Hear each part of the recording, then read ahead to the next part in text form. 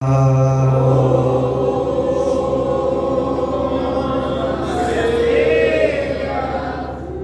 सिद्धे नय सिद्धे संयम सिद्धे चरित्र सिद्धे नाणम मिदंसणम मिया सिद्धे सिरसा नमस्सामि नमो अरिहंताणं नमो सिद्धाणं नमो आयर्याणं नमो वज्रायाणं नमो लोए सबसाहुणं।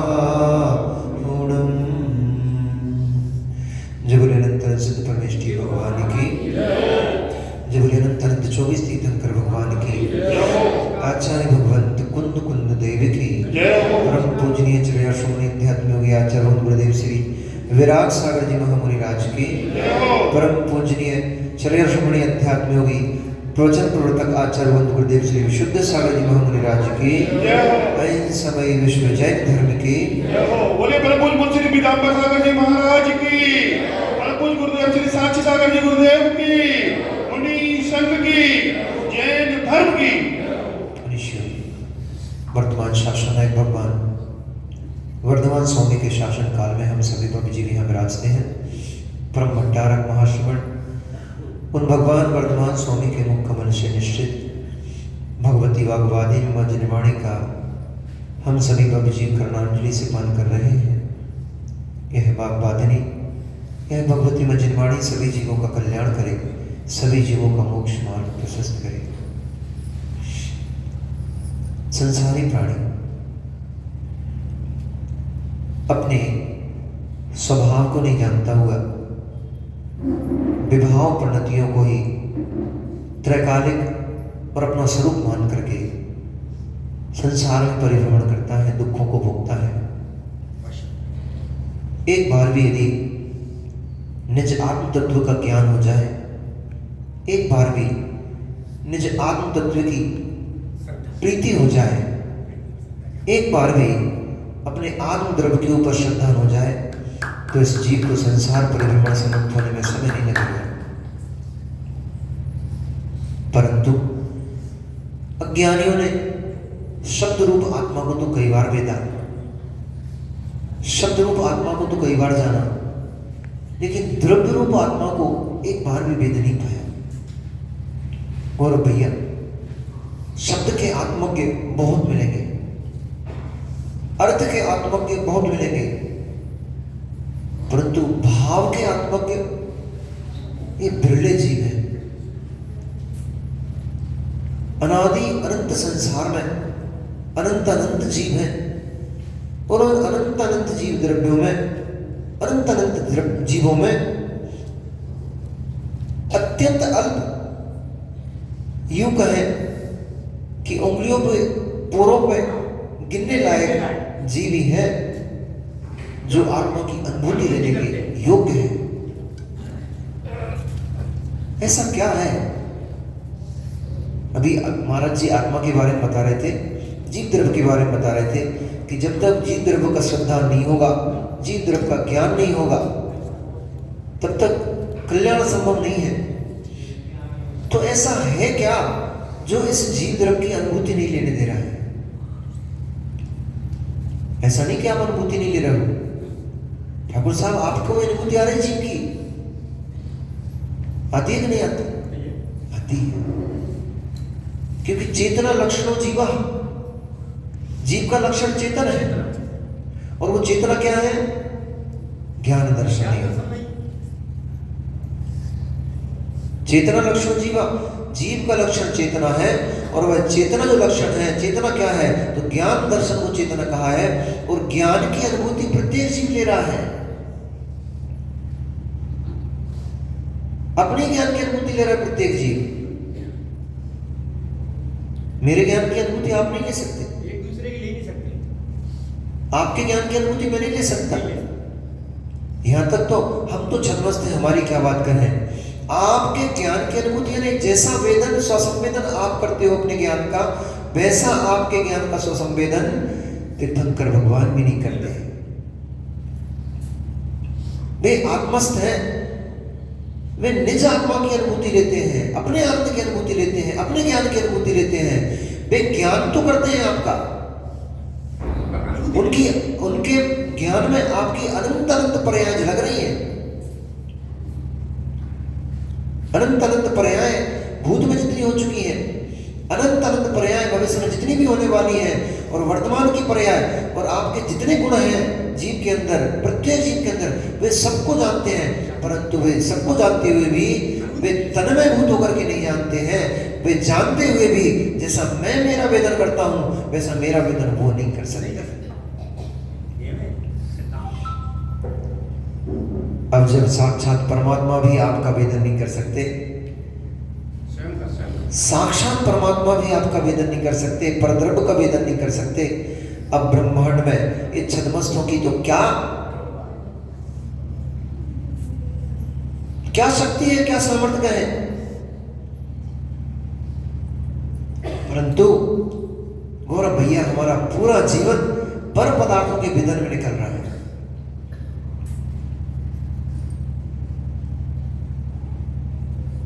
रसमलाई खा रहे हो और चटकारे लगा रहे हो, क्या बोल रहे हो?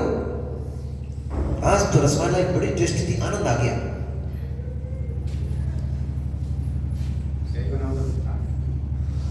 तुमने रसमलाई का आनंद लिया। मत ध्यान से वैसे समझना, क्योंकि आज आचार्य भगवंत कुंद स्वामी यहां पर धर्म की महिमा का गुणगान गा रहे हैं। कुरल काव्य जी ग्रंथ में आचार्य भगवंत ने ईश्वर की स्तुति की, गुरुओं की स्तुति की, आज धर्म के महात्म को बता रहे हैं कि जीवन में धर्म का क्या महात्म्य है। आचार्य भगवंत बोल रहे हैं, इदम मे धर्म सोपानम धर्मज्ञै परिनिश्चितम कृष्यामिति संकल्पम त्यक्त्वा धर्मी भवद्रुतम।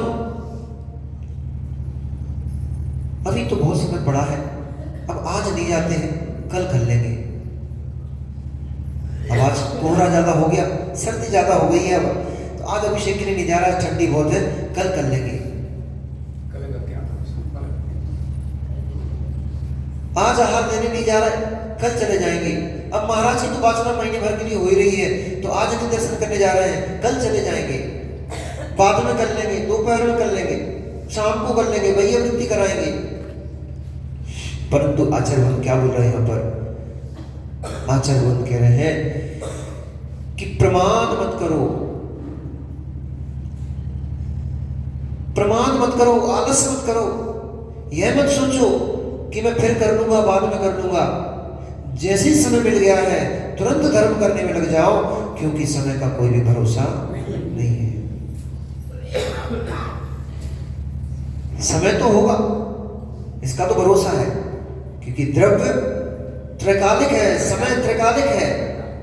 काल द्रव्य, समय उसके पर्याय है। काल द्रव्य तो त्रैकालिक है, समय तो है और रहेगा आगे। परंतु आज इस समय में आपकी जो पर्याय है, एक सेकंड बाद एक पर्याय बचेगी कि नहीं बचेगी, इसका कोई भी समय नहीं है। परंतु हमारे जैसे मूर्ख लोग तो, मूढ़ प्राणी कहां जी रहे हैं? धन संग्रह में, संपत्ति के संग्रह में, परिवार के संग्रह में इतना तल्लीन है, उसको इस बात का ज्ञान ही कहां है कि भैया इनके अलावा भी मेरी कोई एक सत्ता है जिसे मुझे प्राप्त करना है। विश्व संसार में क्या चाह रहे लोग? संसार में जीव क्या चाहता है बताओ? ये माताएं, आप लोग संसार में क्या चाहते हो? धर्म चाहते हो? नहीं चाहते।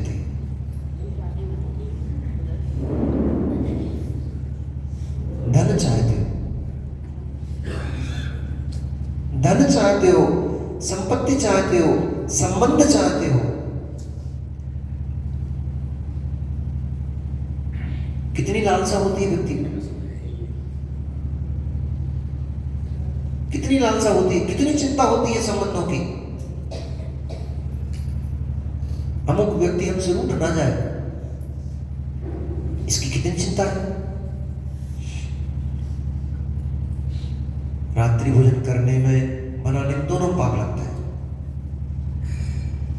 परंतु क्यों नहीं छोड़ पाते। अब महाराज जी हमने तो छोड़ दिया, लेकिन पतिदेव रात में खाते हैं, हमने बना के देना पड़ता है। तो ऐसे पुरुष के साथ संबंध स्थापित किया ही क्यों? पति के रूप में ऐसे व्यक्ति को चुना ही क्यों कि जो रात्रि भोजन करता है, अभक्ष्य पदार्थ खाता है। कुंवारापन श्रेष्ठ है, कुंवारापन तो श्रेष्ठ ही है, ब्रह्म धर्म तो श्रेष्ठ ही है। ब्रह्मचर्य से नहीं जी पा रहे थे तब भी कुंवारापन श्रेष्ठ था, परंतु विधर्मी पति श्रेष्ठ नहीं है। अब आज धर्म भावना है, इसलिए थोड़ा गहरे से सुनना पड़ेगा आपको।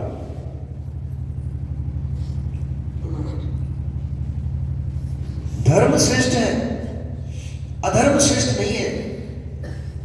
सीता के वचन याद आते हैं, जब रावण ने सीता को लालच दिया, वाटिका में सीता वृक्ष, अशोक वृक्ष के नीचे बैठी हुई है।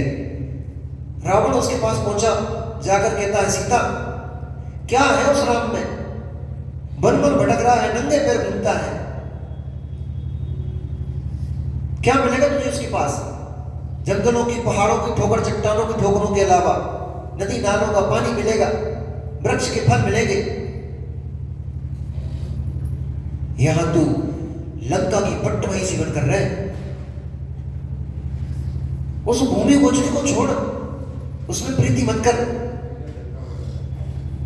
तुम मुझ में प्रीति कर, मैं तुझे लंका की पट्टमहिषी बनाता हूं और मंदोदरी तेरे चरणों का मर्दन करेगी, तेरा श्रृंगार स्वयं मेरी पट्टमहिषी मंदोदरी करा करेगी, परंतु तू मुझे स्वीकार ले।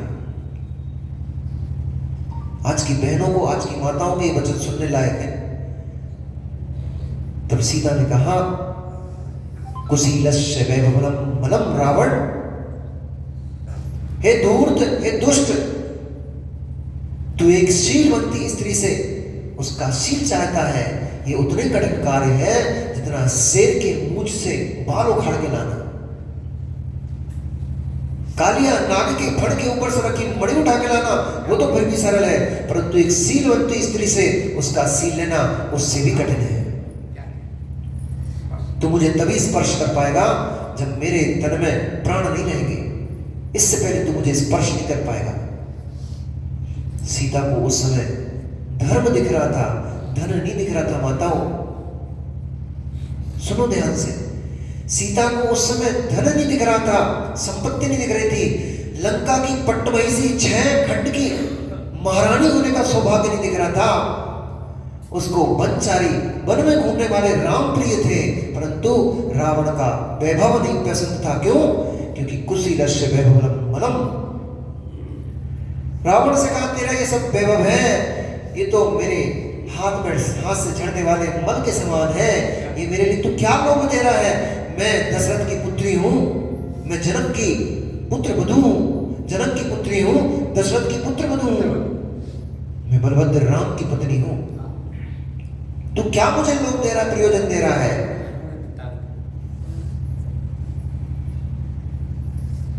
परंतु दशरथ ने कामनाएं, वासनाएं घुटने टिकवा देती। भैया इन माताओं से पूछो, इनको दूसरे के बच्चों की पोटी फेंकना अच्छी लगती है?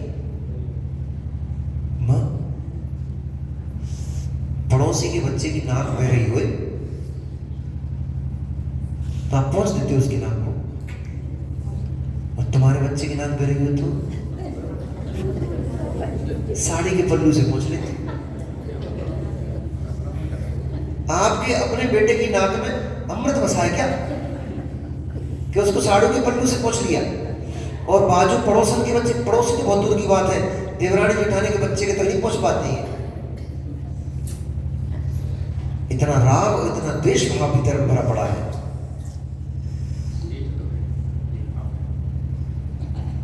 आत्मा की सजन में यह बात करना अलग विषय है। अपने भीतर में बस रही राग परिणति, द्वेष परिणतियों को पकड़ पाना बहुत टेढ़ी खीर है, बहुत कठिन काम है। कहां पकड़ पाओगे? जिन्हें अपनी दुकान की शटर और ताले दिख रहे हैं, जिन्हें ग्राहक का आवागमन दिख रहा है, वे कहां आत्मा की बात कर पाएंगे? आत्मा के तत्वों को पकड़ पाएंगे वे?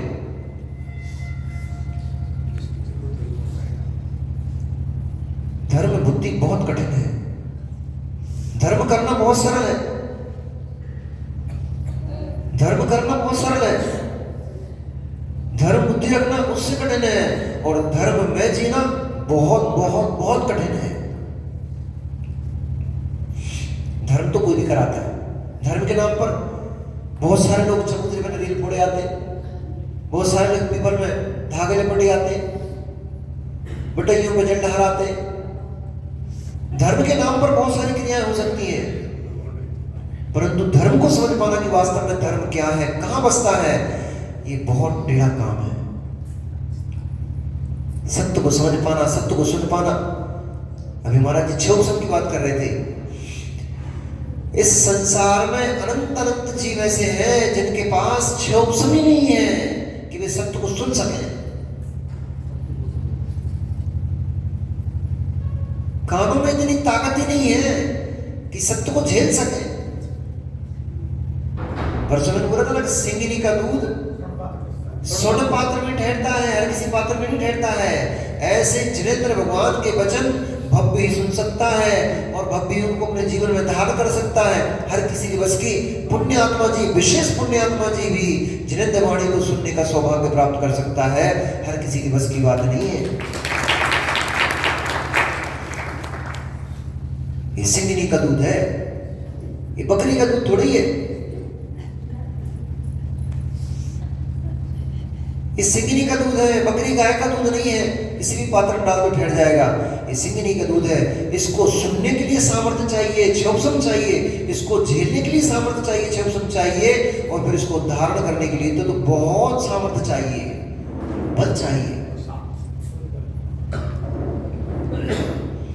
ये तो आप बड़भागी लोग मानता हूं मैं आप लोगों को। आपको आपकी कीमत हो नहीं हो पता नहीं मुझे, लेकिन मैं तो आपकी बहुत कीमत आंकता हूं। आप तो बड़े पुण्यात्मा, बड़े भागी जीव हो कि इस पंचम काल में, ठिठुरती सर्दी में भी आपके भाव जरवाणी के सुनने के बन रहे हैं। यही बड़ा पुण्य का काम है आपका। ये आपके जीवन की बहुत बड़ी उपलब्धि है कि आप ऐसी सर्दी के समय में भी आप घर में रजाई उड़ करके नहीं बैठे हो। ठिठुरती सर्दी में भी आप जिनवाणी को सुनने का मानस बना करके यहाँ बैठे हो। ये आपके जीवन की बहुत बड़ी उपलब्धि है, क्योंकि जिनवाणी का श्रवण भी बेही जीव कर पाएंगे। भाव सहित बेही जीव जिनवाणी सुन पाएंगे, जिनकी भवावलियां समाप्त होने वाली है। ईर्ष्या तो कर लेगा, द्वेष भाव कर लेगा, लोभ कसाय कर लेगा। आदमी बैठे बैठे दुकान पर, भैया पंडित जी, दुकान पर बैठा बैठा आदमी रात को 8 बजे भी 9 बजे भी ये सोचेगा 10 मिनट और खोले रखता हूं। ठंडी में सर्दी लग रही है, कपकपी छूट रही है, हाथ पैर सिकुड़ने लग गए हैं, फिर भी एक माचिस की डिबिया बिक जाएगी। ऐसे इंतजार में 1 घंटा बैठ लेगा व्यक्ति। परंतु उससे कहो कि भैया आज पर्व का दिन है, चतुर्दशी है, अष्टमी है, चलो भगवान का मस्तक अभिषेक कराते हैं अपन आज। अरे नहीं भैया, तो बहुत ज्यादा सर्दी है, तबीयत थोड़ी खराब सी लग रही है, ठीक नहीं लग रही है तबीयत। प्रमाद है।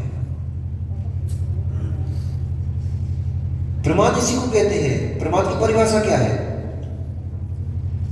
कुशल क्रियासु अनादरः प्रमादः।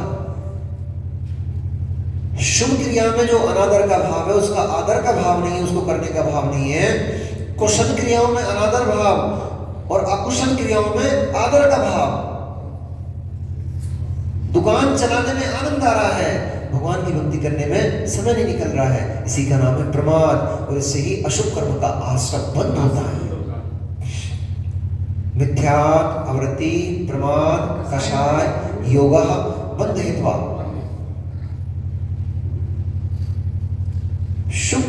नहीं लग रहा, अच्छे कार्य करना पसंद नहीं आ रहे हैं, बुरे कार्य करने को बोलो तुरंत तैयार बैठे हैं। एक जैन बंधु था, उसने बहुत सारे काम किए भैया। किराने की दुकान खोली, सफल नहीं हुआ। कपड़े की दुकान खोली, सफल नहीं हुआ। बहुत सारे 4-5 काम बदले उसने, आखिर में कहीं सफलता नहीं मिली। उसको किसी ने बोल दिया होगा, किसी ज्योतिषी ने बोल दिया उसको कि तेरे ऊपर भैया जूते का काम सूट कर रहा है, तुम तो जूते की दुकान खोलो। भाई ने जूते चप्पल की दुकान खोल ली, उसकी दुकान अच्छी चलने लगी। पुण्यात्मा जीव होगा। अब इसका मतलब ये नहीं समझना कि कार्य अपने अपने स्थान पर सब ठीक है, जो जो कर रहा है, परंतु पुण्यात्मा जीव की पापात्मा जीव की पहचान होती है। हमने पूर्व में ऐसा पाप कर्म का बंध करके रखा हुआ है कि हमें कार्य भी जो करने में सफलता मिल रही है, तो ऐसा निकृष्ट कार्य करने में सफलता मिल रही है। उत्कृष्ट कार्यों में, उच्च कार्यों में हमें सफलता नहीं मिल रही है, क्योंकि यही हमारा पाप कर्म का उदय चल रहा है।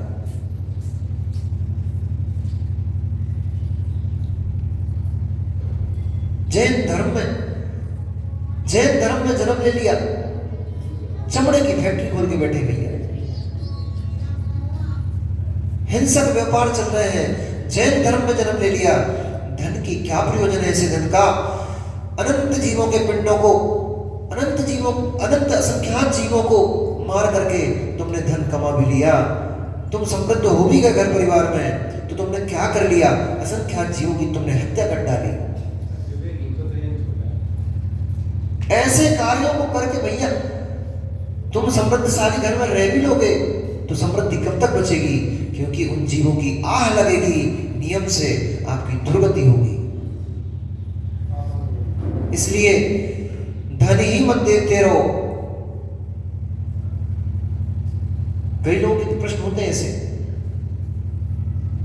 प्रश्न करते हैं कई लोग कि महाराज जी आजकल जो पाप के काम कर रहे हैं वे ज्यादा सफल हो रहे हैं, और जो अच्छे काम कर रहे हैं उनको सफलता नहीं मिल रही है।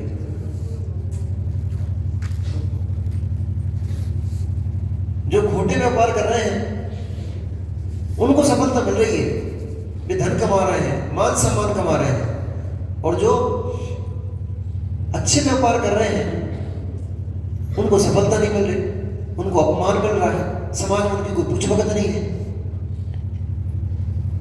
ये खोटे कार्य से नहीं मिल रहा है।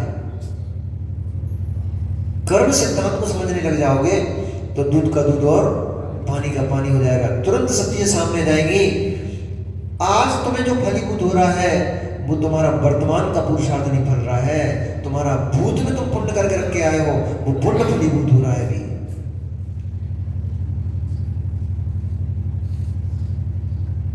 घर में लोग देख रहे हैं रोटी खाने को मिल रही, रोटी खाने को नहीं मिल रही। रोटी पहले सुबह माँ ने बना के रख दी है, इसलिए खाने को मिल रही है। सुबह बनाई नहीं होती तो खाते कहां से?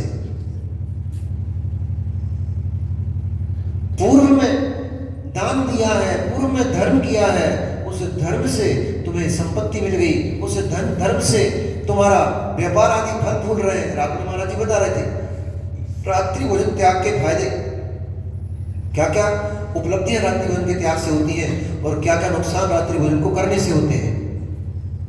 ऐसा महाराज जी अपने से नहीं बता रहे थे, प्रमाण रूप में ऐसा पद्म पुराण जी ग्रंथ में आचार्य रविशंकर स्वामी ने लिखा हुआ है, जो रात में शाम को महाराज जी ने बताया ना कि रात्रि भोजन त्याग से क्या क्या सबसे बड़ा फायदा क्या था।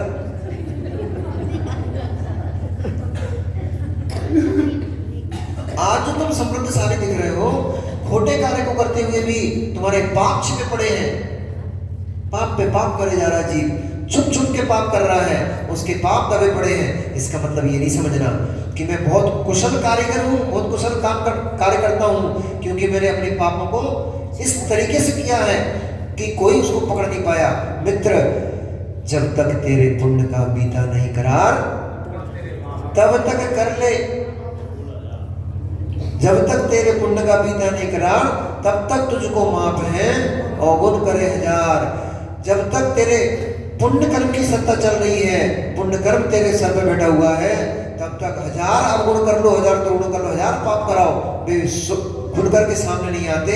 लेकिन जैसे पुण्य समाप्त होता है, मंत्री जी, जैसे ही पुण्य समाप्त होता है जीव का, पाप आना प्रारंभ होता है, पाप कर्म का उदय आना प्रारंभ होता है, तो 20-20 साल 50-50 साल पुरानी बातें भी खुल खुल कर सामने आती हैं। फिर किसी को पता नहीं था, पुण्य की सत्ता में कोई नहीं जान पा रहा था, कोई नहीं पकड़ पा रहा था, परंतु जैसे ही पाप की सत्ता शुरू हो गई, सबको पता पड़ गया तुम 50 साल पहले क्या पाप करके आए हो। अब तुम बड़े साहूकार बनते हो, अब तुम बड़े धर्मात्मा बनते हो। व्यक्ति क्या बोलता है, बड़े, कोई दृष्टांत आता ना, अपन तो भूल ही नहीं सकते, बिल्ली वाला कि 100 पाप पर पाप करे आए, आज साहूकार बन रहे हो, आज धर्मात्मा बन रहे हो, परंतु भूत तुम्हारा क्या था हमें बहुत अच्छे तरीके से पता है। सरता ही बुरा भी नहीं कहूंगा मैं इसको, क्योंकि हमारा धर्म तो ये कह रहा है कि पाप नहीं किए होते तो संसार में भटक कैसे रहा होता, और पाप का समझ आने पर पाप नहीं छोड़े होते तो परमात्मा बनता कैसे। परमात्मा कभी परमात्मा नहीं बनता भैया, सुना कभी क्या आपने? ये जैन दर्शन है, यहां बना बनाया परमात्मा फिर से जन्म लेके फिर परमात्मा नहीं बनता है। एक परमात्मा बन गया, फिर जन्म ले लिया उसने, फिर परमात्मा बन गया। यहाँ बने बनाए परमात्मा पुनः मलमूत्र के पिंड माँ के गर्भ में नहीं आते हैं, वे नया ही व्यक्ति होता है जो 16 कारण भावनाओं को भाकर तीर्थंकर प्रकृति का बंध करता है। वे ये जीव तीर्थंकर परमात्मा बनते हैं, नवीन होते हैं, बने बनाए परमात्मा पुनः उतर कर नहीं आते यहाँ पर। बताओ, अपनी बुद्धि ठीक कर लेना। हमारे यहाँ जैन दर्शन में महावीर बन के चले आना है ना, गाते हो आप लोग, वीर बन के महावीर बन के चले आना, प्रभु जी चले आना। क्या चाह रहे हो तुम?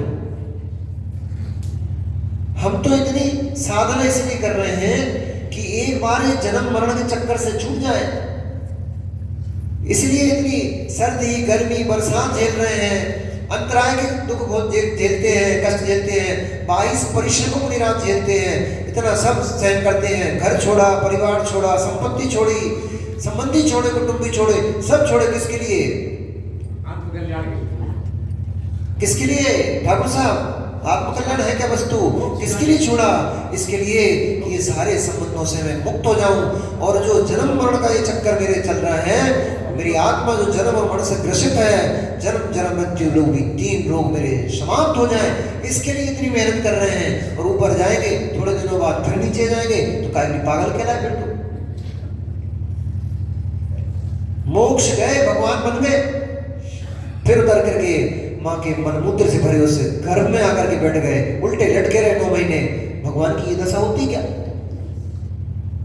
वो चमड़े की थैली में 9 महीने तक उल्टा लटका रहेगा भगवान क्या? माँ ने जो भोजन किया, उसका जो बमन है, उच्छिष्ट है, उस बमन को चूस चूस करके वो बच्चा बड़ा हो रहा है पेट के अंदर। ऐसी दशा को भोगने आएगा क्या परमात्मा? माँ के गर्भ से निकलते समय ऐसी वेदना होती, इतनी पीड़ा होती है, उस पीड़ा को सहन करने आएगा क्या परमात्मा? माता खावे चरपरो तब लागे तन संताप हो। माता ने गर्भ में, जब बच्चा गर्भ में था, माता ने कुछ चटपटा खा लिया। अभी माताओं का मन नहीं करता चटपटा खाने का, फुल्की खाने का मन करता है इनका। पानी पूरी, कबल तो गोलगप्पे, गुपचुप, पानी टिकिया, हाँ पानी टिकिया खाने का मन करता है इनका। तो माता ने चटपटी पानी टिक्की खा ली, उसमें जो मिर्ची पड़ी हुई थी, उस मिर्ची की तीक्ष्णता से वो बच्चे के पूरे शरीर में वेदना मच रही है। उस वेदना को सहन करने वो परमात्मा नीचे उतर के आएगा क्या? जैसे एक बार बीज दग्ध हो गया, जल गया, तो उसमें आपने वो बनाते ना क्या, मूंगफली की चिक्की, मूंगफली की चिक्की बनाते ना, क्या बोलते हैं आपके यहाँ? चिक्की बोलते हैं ना। तो मूंगफली की चिक्की बनाते हो तो मूंगफली को सेक देते हो नहीं सेक देते? भूनते हो। भूनने के बाद मूंगफली सेकने के बाद आप कितनी उपरक भूने में वो उसको कितनी अच्छी भूने में उसका बवन कर दो, कितनी उसमें खाद डाल दो, पानी दे दो, वो मूंगफली उगेगी क्या? क्यों नहीं उग रही है? उसमें उगने की शक्ति समाप्त हो चुकी है। जैसे मूंगफली में सेकने के बाद उसमें उगने की शक्ति सामर्थ्य खत्म हो चुकी है, ऐसे ही दग्ध बीजवत वे परमात्मा होते हैं। एक बार अष्टकर्मों से रहित हो चुके, अब उनमें पुनः संसार में परिवर्ण की योग्यता खत्म, समाप्त हो गई। अब वे परमात्मा पुनः जन्म लेने, मृत्यु, बुढ़ापा भोगने के लिए यहाँ पर नहीं आएंगे, पुनः कष्टों को भोगने संसार में नहीं आएंगे। अनंत सुख का अनंत काल तक भी परमात्मा सिद्ध शिला में भोगन करेंगे, मोक्ष का भोगन करेंगे।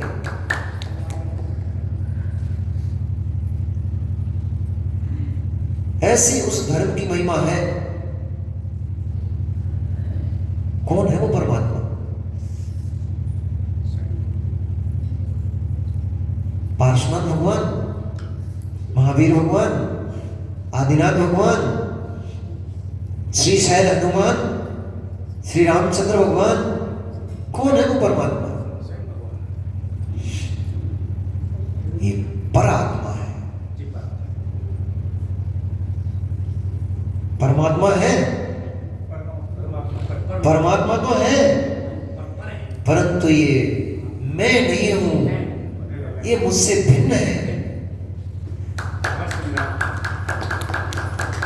इनका आलम्बन तब तक है जब तक हम परमात्मा नहीं बन जा रहे हैं। जिस दिन हम परमात्मा बन जाएंगे उस दिन हम इनका भी आलम्बन नहीं लेंगे।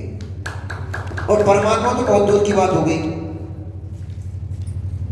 जब तक इनका आलम्बन लेते रहोगे तब तक परमात्मा नहीं बन पाओगे। जब तक इन परमात्मा को पकड़ के रहोगे, चाहे वे भगवान रामचंद्र जी हो, चाहे हनुमान जी हो, चाहे महावीर स्वामी हो, आदिनाथ भगवान हो, जब तक इन परमात्मा को पकड़े रखे रहोगे तब तक भगवान नहीं बन पाओगे। प्रमाण दो, मनचाही बात नहीं बोल रहा हूं। ये तो आपको लगे कि मनचाही बात बोल रहे हैं महाराज जी। गणधर परमेश जी गौतम स्वामी महावीर स्वामी से प्रश्न कर रहे हैं, भगवान मुझे केवल ज्ञान क्यों नहीं हो रहा है? महावीर स्वामी कह रहे हैं, गौतम तुझे मुझसे राग है।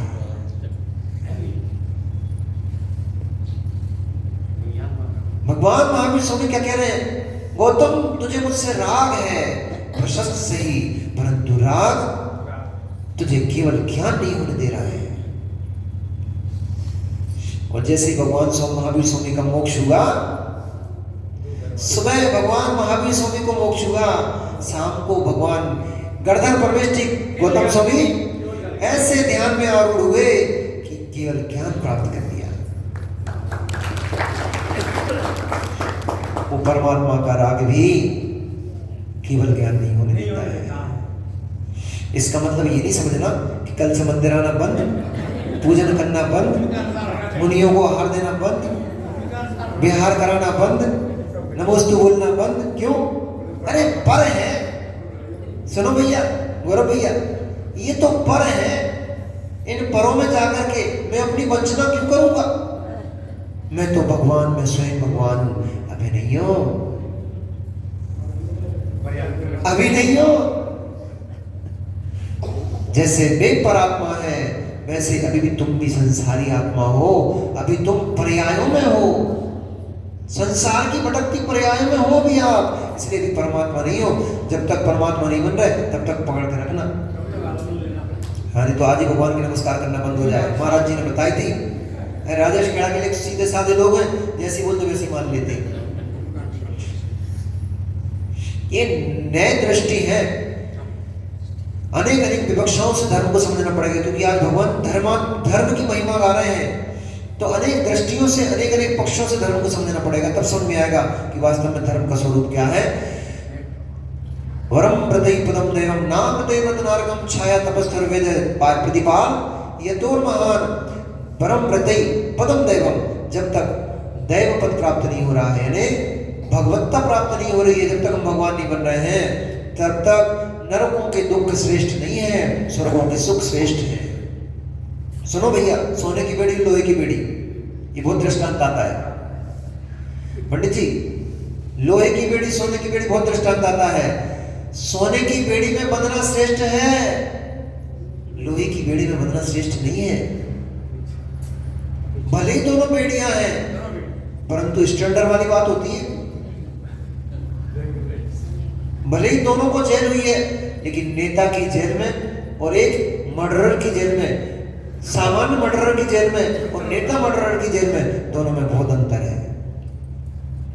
और बंद की अपेक्षा कोई अंतर नहीं, जेल दोनों ही है, जेल दोनों ही है, लेकिन दोनों होने पर भी एक में सुख सुख है, एक में दुख दुख है।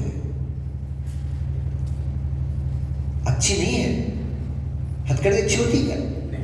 कोई पुलिस वाला आपको सोने की हथकड़ी पहना के लेके जाए तो आपको अच्छा लगेगा क्या? बंधन तो बंधन है, लेकिन अरे जब पहननी हथकड़ी पहननी है तुम लोहे की क्यों पहने? फिर सोने वाली चलेंगे ना कि सोने की पहनाओ, परंतु ये भी शाश्वत नहीं है, सदा सदा के लिए नहीं है। इसलिए जब तक भवन की सुंदर छांव नहीं मिल रही है, तब तक वृक्ष की छांव भली है, बुरी नहीं है, भली है, परंतु भवन की वृक्ष की छांव को ही भवन की छांव मान करके बैठ जाओगे तो कभी भवन की छांव नहीं प्राप्त कर पाओगे।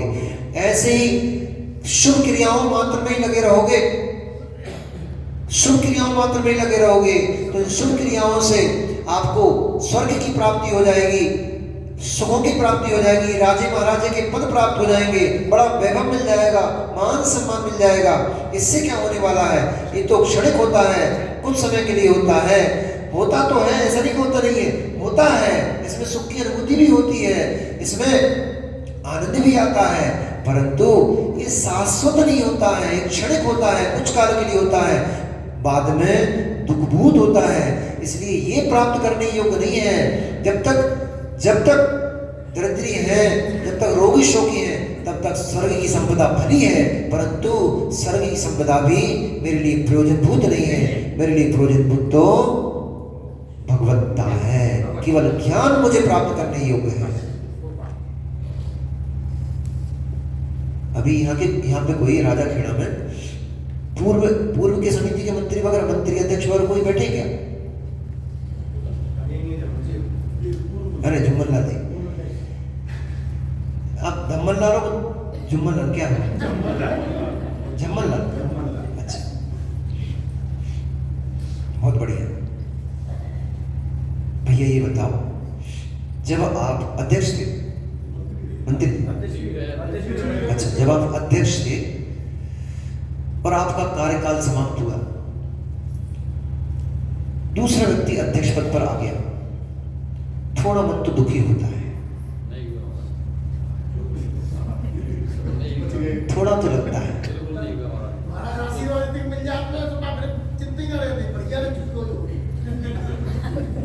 थोड़ा तो रहता है। पद की लालसा, पद की गरिमा, जब आपको सम्मान से बुलाया जाता था, कोई भी कार्यक्रम होगा, हमारे अध्यक्ष जी जम्मन लाल जी आकर के इसका विमोचन करेंगे और दूसरे दिन मंत्री जी, आपका क्या नाम? राजेंद्र जी, दूसरे दिन के प्रोग्राम में परिवर्तन हो गया। अब मंत्री जी राजेंद्र जी बन गए, जम्मन लाल जी मंत्री पद से मंत्री पद के भूत हो गए।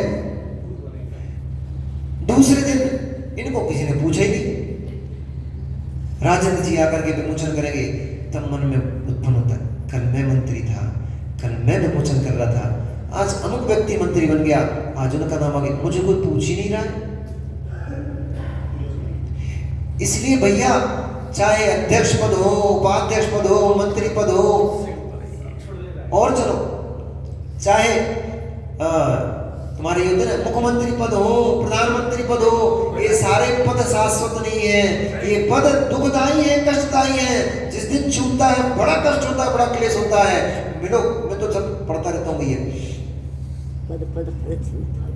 एमपी में सुनो, एमपी में एक बहुत बड़ा कैंप हुआ था बीच में, शिवराज सिंह चौहान ने तुम्हारे कमलनाथ जी को रातों रात उनके विधायक अपने पक्ष में ले लिए। कितनी मेहनत कर करके, कितना पैसा खर्च करके इलेक्शन हुआ और जैसे तैसे करके वो कमलनाथ जी को मुख्यमंत्री का पद मिला। रातों रात पद गायब हो गया। उस समय उनकी वेदना अब मुंह से कैसे कहेंगे वो, परंतु उनकी वेदना भीतर की वो ही जान सकते हैं। इसलिए माताओं, ये तुम्हारी सास का पद, जिठानी का पद, ये पद, वो पद, अध्यक्ष पद, उपाध्यक्ष पद, मंत्री पद, संतरी पद, ये जितने भी पद हैं, ये सारे पद शाश्वत नहीं है। ये समय पाकर के विलीन हो जाते हैं। ये पद कष्ट देते हैं। जैसे जाएंगे आपको बहुत तिरस्कार देके जाएंगे, आपको बहुत क्लेश देके जाएंगे। इसलिए इन पदों की आकांक्षा मत करो। पद प्राप्त करना है तो 5 पद शाश्वत हैं। उन 5 पदों में बैठ जाओ, वे पद कभी समाप्त नहीं होते। पंच परमेष्ठी का पद ऐसा है, त्रैकालिक है, हमेशा से थे, हमेशा रहेंगे और अभी भी हैं, वे कभी खत्म होने वाले नहीं है। अपने आप को रखना ही है, स्थापित ही करना है। तो पंच परमेष्ठी पदों में स्थापित कर लो, भगवान बन जाओगे।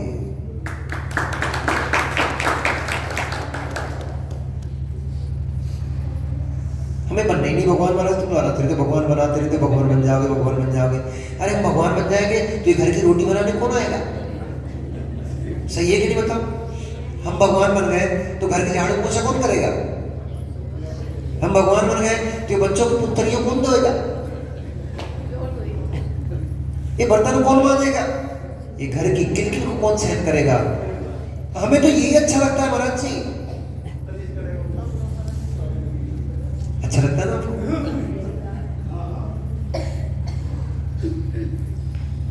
वो बच्चे की नाक पोंछना, उसकी पुत्रियां धोना, पुट्टी वाली, कितना अच्छा लगता है माताओं को, ये सुख देता है इनको। परंतु मां, यदि हमने अपने ब्रह्म स्वभाव को पहचान लिया होता, ठाकुर साहब, यदि हमने अपने ब्रह्म स्वभाव को पहचान लिया होता, जान लिया होता, तो क्यों इन बच्चों की नाक पोंछना होती? क्यों इन बच्चों की पुत्रियां धो रहे होते? क्यों दूसरे के झूठे बर्तनों को, चट्टियों को धो रहे होते? क्यों धोते? क्यों करते इनका काम? क्यों ये नालियों को साफ करते? क्यों झाड़ू लगाते घर में? क्यों बर्तनों को मांजते? अगर हमने अपने ब्रह्म धर्म को पहचान लिया होता, समझ लिया होता। हम अपने ब्रह्मचर्य को नहीं समझ पाए, इसलिए तो ये काम करना पड़ रहे हैं। एक बार ब्रह्मचर्य को समझ लिया होता, एक बार अपनी आत्मा की आत्म धर्म को समझ लिया होता, तो माता जी बन के पीछे कमंडल लेके चल रही होती और ये राजा खेड़ा फिर करते, ओ माता जी वंदामी वंदामी वंदामी अत्र अत्र। ये हमारे ठाकुर साहब बातें करते रहते हैं। ये हमारे ठाकुर साहब मुनिराज बन करके पिछी कमंडल लिए घूम रहे होते और लोग करे तो राजा के, स्वामी नमोस्तु नमोस्तु नमोस्तु।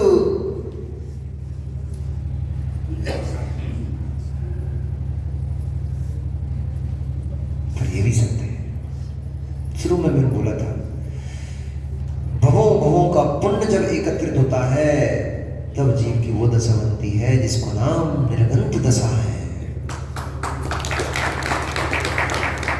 कई जन्म, एक जन्म 2 जन्म भी नहीं विशु भाई, कई जन्म सोचते सोचते कई लोग शादी के ब्याह के बंधन बन जाते हैं। तुम भी बन जाओगे। मम्मी तुम्हारे लिए खिलौना ला के दे देगी, खेलती रही वहां से, नहीं तो वो तुमसे खेलती रही।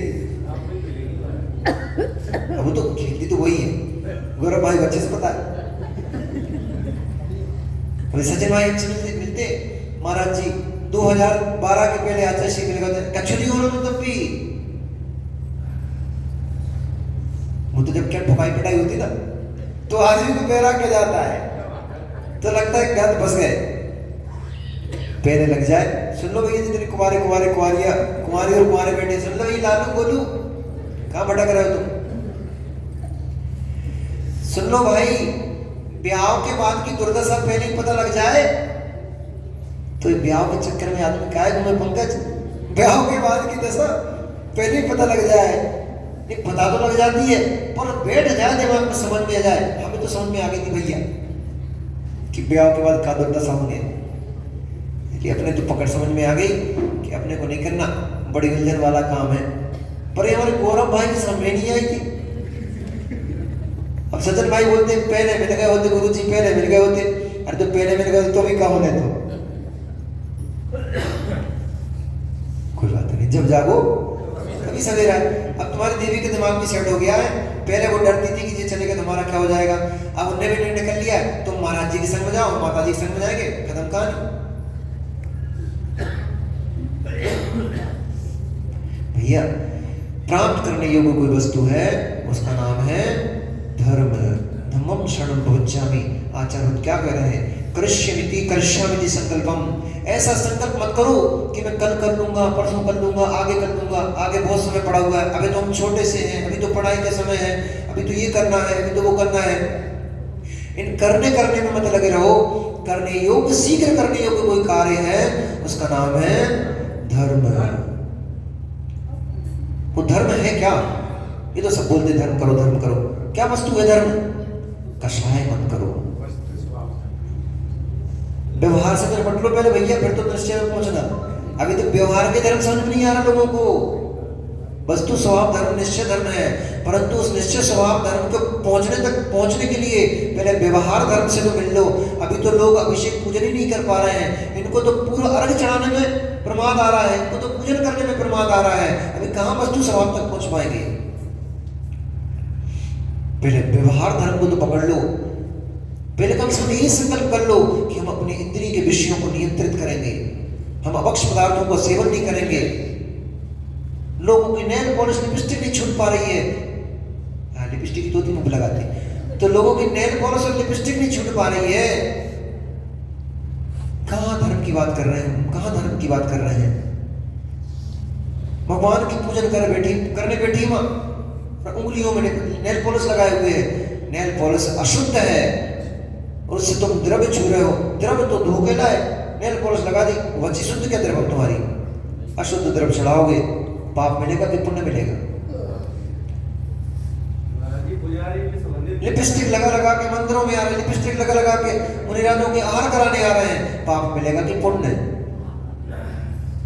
आहार दान से तो पुण्य मिलेगा, लेकिन अशुद्ध वस्तु को लगा करके अपने शरीर को अशुद्ध अशोधे का करके अगर आप आहार दोगे तो दान के प्रभाव से जीव भोग भूमि जाता है।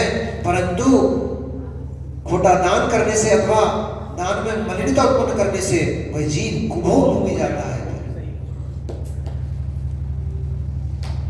फिर लगा रहेगा, शरीर मनुष्य का रहेगा, सर मगर का बना रहेगा। शरीर मनुष्य का रहेगा, सर बंदर का रहेगा। ये कल्पना नहीं है। लवण समुद्र में कुछ स्थान ऐसे हैं जहां पर ये कुभोग भूमियां हैं, और भी स्थान है जहां पर ये कुभोग भूमियां हैं। उन कुभोग भूमि में जाकर के जीव भोगता तो सुख है, परंतु ना मनुष्य रहता है ना त्रियंच रहता है। मनुष्य है, कुमानुष बोलते इनको, मनुष्य है परंतु इसलिए ऐसा बनना हो तो ये सब यूज करो। लिपस्टिक लिपस्टिक, इनसे तुम्हारी सुंदरता कौन होती है? तुम्हारी सुंदरता इससे नहीं है। मां सुंदरता किससे होती है? तुम्हारी सांस तुम्हारी तारीफ करते मोहल्ले मिल जाए, यही तुम्हारी सुंदरता है। वो कब करेगी? जब तुम सांस की आज्ञा में जियोगी, उसकी सम्मान रखोगी, तो तुम्हारी तारीफ करेगी, हमारी बहू बहुत अच्छी है। तुम कितनी लिपस्टिक लगा लो, कितनी पाउडर पोत लो, कितनी क्रीम पोत लो, तो तुम्हारे घर के लोग, तुम्हारे परिवार के लोग तुम्हारी निंदा करते मिल जाए, समझ जाना हमारा रूप, ऊपर का चमड़ा तो सुंदर दिख रहा है पर हमारा रूप कुरूप है। इसलिए पहले तो ये बेसिक को तो समझो। पहले ऊपर की तो बहुत बात की बातें हैं, पहले बेसिक को समझो। ईर्ष्या भाव का त्याग करो, कषाय भाव का त्याग करो, राग द्वेष जो परिणति हमारी चल रही है, क्रोध आदि जो हमारे हैं, अप्रिय वचन, तुरंत जरा सा की बात हुई तुरंत गाली गलौज शुरू, तुरंत लड़ना झगड़ना शुरू। अरे थोड़ी समता धारण करो, थोड़े धैर्य धारण करो। अच्छे वचनों से भी किसी को समझाया जाता है, थोड़े अच्छे वचनों का प्रयोग कर लो। क्यों एकदम मुंह से अंगारे उगलते रहते हो? जब पानी की बौछार से काम बन रहा है तो अंगारे क्यों निकाल रहे हो? अंगारे मत निकालो, थोड़ा पानी डालो। इसलिए इन काषाय भावों को हम त्यागेंगे, इन पर नियंत्रण करेंगे तो तो हमारा धर्म सुदृढ़ होगा, और धर्म दृढ़ होगा, क्रिया रूप धर्म दृढ़ होगा, तब जाकर हम उस वस्तु स्वभाव धर्मों तक पहुंच पाएंगे। और अगर हमारा क्रिया पक्ष मजबूत नहीं हुआ तो हम कभी भी वस्तु स्वभाव धर्मों तक नहीं पहुंच पाएंगे। बातों में तो चलता रहेगा वस्तु स्वभाव धर्मों, लेकिन क्रिया पक्ष के बिना वस्तु स्वभाव धर्मों तक पहुंचना असंभव है। इसलिए पहले क्रिया पक्ष के धर्म को समझेंगे और चलेंगे भी, शाम को वापस पुनः मिलेंगे और कैसा होता है धर्म फिर समझेंगे। तब तक के लिए नमो रियंताड़म, नमो सिद्धाड़म, नमो आर्याड़म, नमो ज्ञानम, बोलो इसको साधुनम।